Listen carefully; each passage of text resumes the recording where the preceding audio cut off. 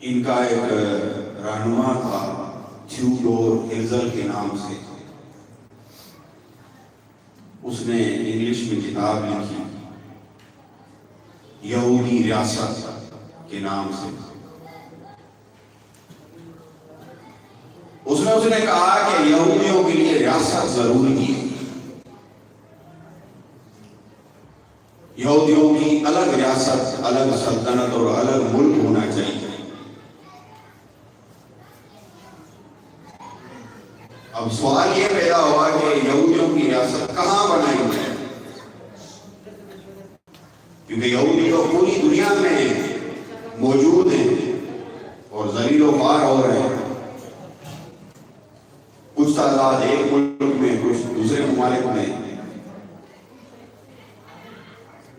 تو اس ہیزل نے اپنا ایک بندہ بھیجا تھا جس کا نام تھا حاخام،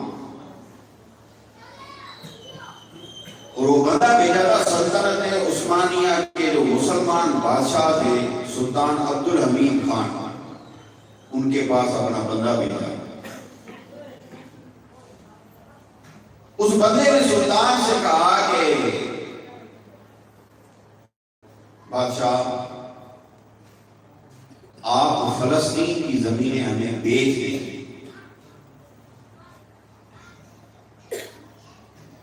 اور اس کے نتیجے میں آپ کو پتا ہے کہ ہم یہودی بہت مالدار لوگ ہیں، خوشحال لوگ ہیں.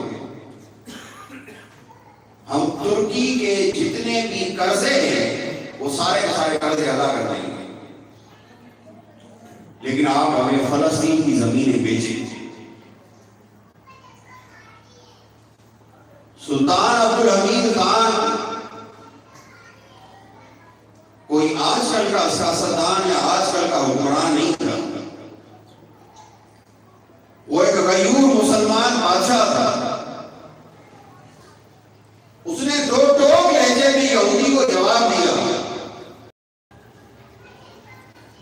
کہ سرزمین فلسطین مجاہدین کے خون سے حاصل کی گئی ہے. ہم مسلمانوں نے یہاں جہاد کیا اور اس سرزمین کو اللہ کے دشمنوں سے آزاد کرایا، لہذا اس زمین کے حقدار صرف اور صرف مسلمین اور موحدین ہیں. جب تک سلطان عبدالحمید خان موجود ہے فلسطین کی زمین یہودیوں کو نہیں مل سکتی. یہ جواب دے کر اس یہودی کو انہوں نے واپس کر دیا. وہ یہودی واپس چلا گیا. پھر اس کے بعد جنگ عظیم لگتی. جنگ عظیم سلطنت عثمانیہ کے ساتھ کافر ملکوں کی لگی. برطانیہ اور دیگر جو ممالک تھے ان سب کی. یہودیوں نے اس وقت برطانیہ سے کہا کہ فلسطین ہمارے حوالے کیا جائے اور فلسطین ہماری ریاست اور سلطنت بنائی جائے. چونکہ برطانیہ کے انگریز وہ مکار تھے، بدجانب تھے، عیار تھے، دھوکے باز تھے. انہوں نے در پردہ اس مطالبے کو منظور کر لیا کہ ٹھیک ہے، فی الحال ہماری ترک مسلمانوں کے ساتھ جنگ چل رہی ہے، لیکن جیسے ہی ہم اس جنگ میں فاتح ہو گئے اور ہم کامیاب ہوں گے تو تمہاری الگ سے ریاست بنائی جائے گی اور وہ فلسطین میں بنائی جائے گی.